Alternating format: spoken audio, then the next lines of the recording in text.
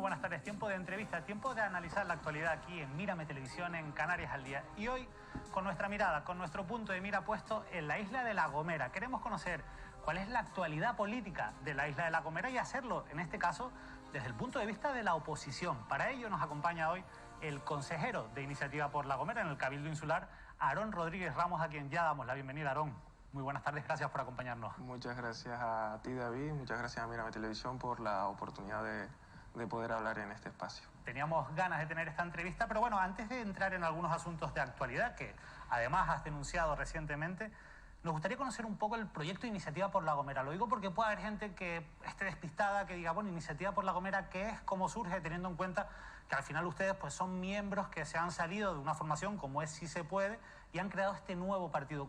Cuéntame un poco, ¿cómo surge Iniciativa por La Gomera? Pues Iniciativa por La Gomera surge en gran parte gracias, paradójicamente, al Pacto de las Flores. Es decir, el Pacto de las Flores que se firma entre el Partido Socialista, Sí Podemos Canarias, que incluye a Podemos y a Sí Se Puede, Nueva Canarias y Agrupación Socialista Gomera en el año 2019 como consecuencia de los resultados de las elecciones al Parlamento de Canarias, plantea para nosotros una línea roja.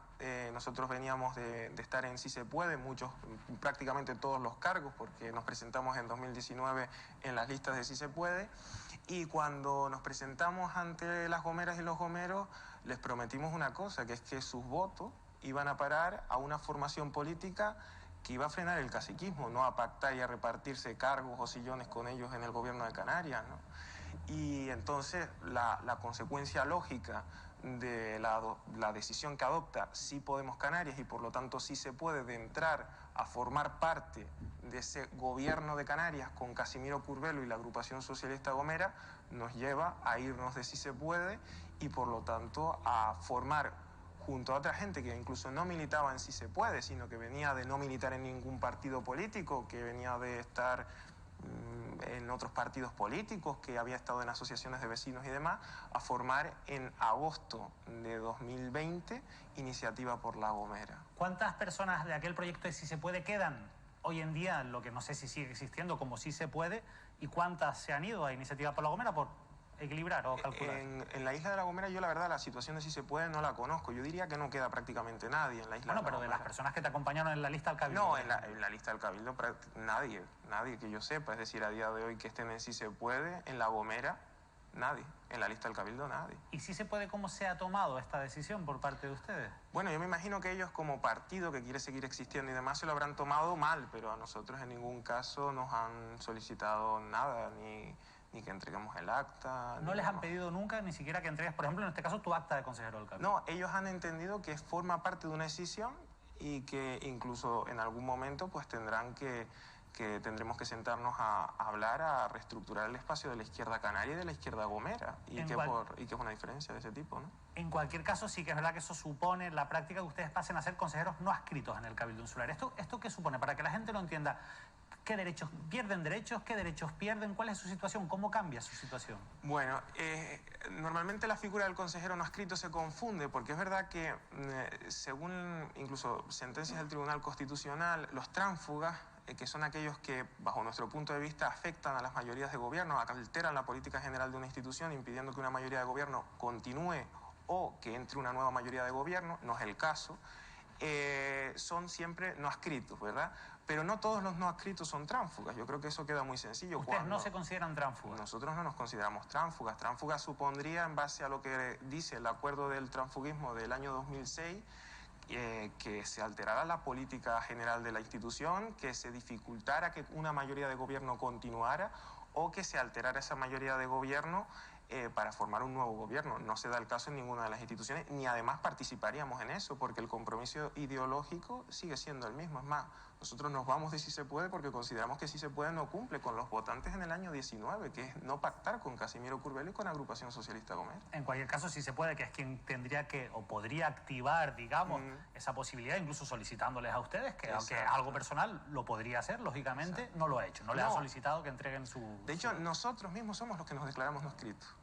Nosotros presentamos los registros de entrada en todas las instituciones proponiendo, miren, nosotros no seguimos representando esta formación, estamos vinculados a esta otra formación, queremos pasar a no adscrito. A la hora de hacer oposición, y entramos ya en materia, Aarón, si te parece, te preguntaba un poco si esto les afecta, es decir, si esto les limita o no sé, de alguna manera esa labor de oposición que hace. Sí, porque como no se diferencia la figura del no adscrito, se castiga siempre entendiendo que el no adscrito es un tránsfuga porque ha desobedecido el partido, cuando el no adscrito puede haber desobedecido el partido, pero no en una manera tan consustancial como para considerársele tránsfuga.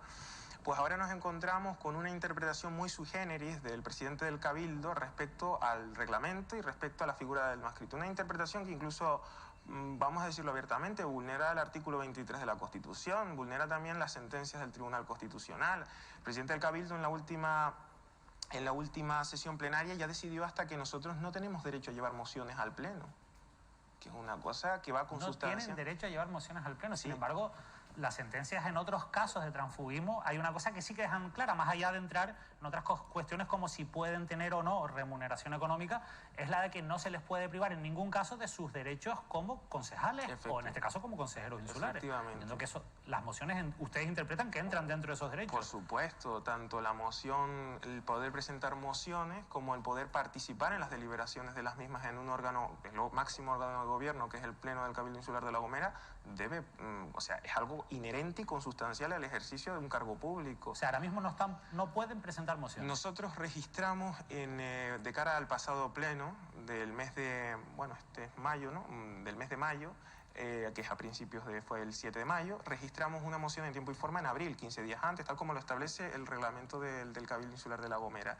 Y no se llevó esa moción. Y esa moción, además, en el propio pleno, a nosotros el presidente del Cabildo nos dijo que nosotros no teníamos derecho a debatir, ni siquiera a participar debatiendo las mociones, de otros grupos que llegaron allí. Aarón, más allá del criterio que pueda tener el presidente, hay un secretario, que es el que tiene que garantizar la interpretación jurídica de la norma. Nosotros hemos solicitado en varias ocasiones, y lo recalqué en el último pleno en los ruegos y preguntas, que rogábamos que el secretario emitiera un informe sobre la situación de nosotros como consejeros no adscritos y nuestros derechos.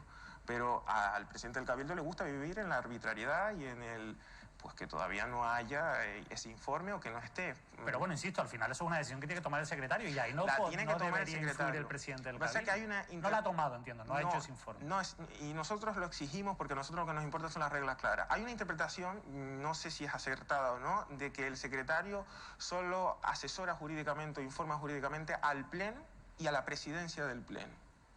Pero cuando el Pleno lo solicita, como lo he solicitado en el ruego, yo espero que el informe del secretario se emita a la mayor brevedad, porque, en fin, hay una vulneración de derechos. Vamos a hablar porque aunque no puedan llevar mociones a los plenos, sí que siguen, lógicamente, con su labor de oposición y, por ejemplo, denunciando cosas que les llaman la atención en el día a día. Y lo último, vamos a empezar quizás por lo que ha sido más actualidad, es que han denunciado, lo has hecho como consejero del Cabildo, ante la función pública del Gobierno de Canarias, el nombramiento del consejero delegado de GESPLAN. Y lo hace, según se ha publicado, porque hay una auditoría que se ha encargado sobre la gestión de GESPLAN que ya pone de manifiesto esa irregularidad. Me gustaría que, Aarón, si puedes, que nos expliques qué es lo que dice esa auditoría y por qué han decidido llevar esto ante función pública. La auditoría se lleva por parte del propio presidente, si no me equivoco, al pleno del 7 de mayo, al pleno ordinario del Cabildo Insular del 7 de mayo, como una toma de razón. Entonces yo cuando la recibo y mi compañera Ada García Santos le echamos un ojo y por supuesto en una toma de razón uno puede debatir o no, pero no está sometido a la deliberación del órgano, simplemente es para tomar razón de ese documento. Ese documento lo remite la interventora, si no me equivoco, de la Consejería de Hacienda, porque esa auditoría se formula dentro del plan de auditorías para el año 2019 del Gobierno de Canarias, que plantea auditar todas las sociedades, entidades del sector público canario. Y le toca a la sociedad mercantil GESPLAN. Y en la auditoría lo que viene a decir son dos cosas que a nosotros nos llaman mucho la atención. En primer lugar, un exceso de facturación sobre los costes reales a todas las administraciones públicas canarias, que es de 2 millones de euros, pero en lo que afecta al Cabildo, que es la labor que nosotros fiscalizamos, también un exceso de 300.000 euros. Es decir, GESPLAN le facturó al Cabildo de La Gomera 300.000 euros por encima de los costes que tuvo realmente para los servicios que prestó. ¿Eso cómo se puede explicar? No sé si hay una explicación dentro de la auditoría para La auditoría o en las alegaciones que suponga habrá presentado el Cabildo. No, el Cabildo tampoco ha cuestionado, el Cabildo simplemente ha requerido ese dinero y, si no me equivoco, ya Gesplan le ha ingresado una parte.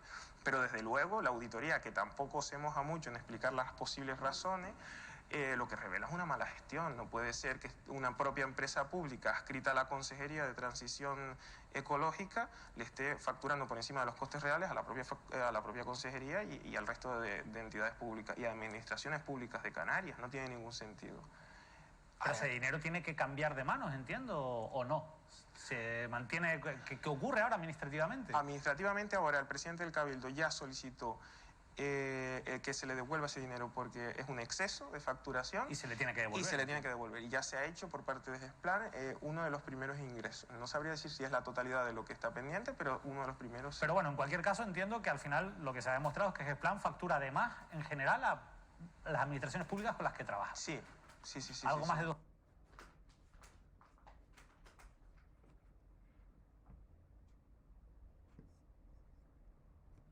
millones de euros. Algo más de 2 millones en toda Canarias y en el caso del Cabildo de La Gomera 330.000 euros. En cualquier caso, lo que ustedes denuncian ante Función Pública es el nombramiento del consejero delegado. Efectivamente, porque la auditoría no solo se centra en el exceso de facturación o en cuestiones económicas, sino que valora también el cumplimiento de la contratación en materia de personal.